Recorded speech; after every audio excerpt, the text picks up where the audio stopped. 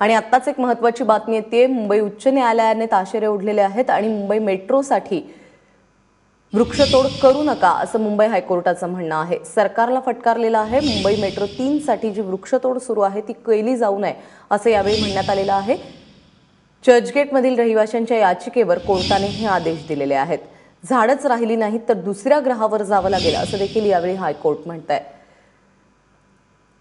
विकास आणि पर्यावरण साधण्याचा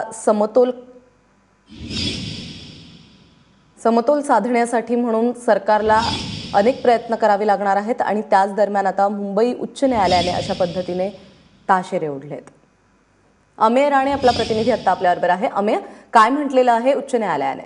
प्राजक्ता, दक्षिण मुंबईत मेट्रो 3 च्या प्रस्तावित कामासाठी प्राधिकरणाने जी 5000 झाडांची वृक्षतोड केलेली आहे, निर्णय घेतलेला आहे त्या संदर्भात, त्याविरोधात तिथल्या स्थानिक रहिवाशांनी हायकोर्टात याचिका केली आहे। या याचिकेवर आज सुनावणी झाली आणि त्यात हायकोर्टाने स्पष्ट केलंय की विकास कामात पर्यावरणाचा इतक्या मोठ्या प्रमाणात ऱ्हास होऊ देणं हे योग्य नाहीये।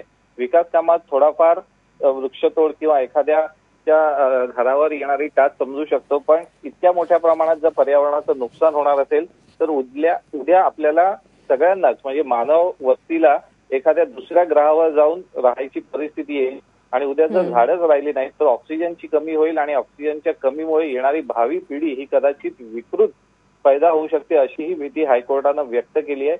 आणि सध्या तुर्तास मेट्रो 3 साठी जी प्रस्तावित वृक्षतोड होती ती पुढील 2 आठवड्यासाठी स्थगित केली आहे। प्राजक्ता, अमेय, धन्यवाद या सगळ्या माहितीबद्दल।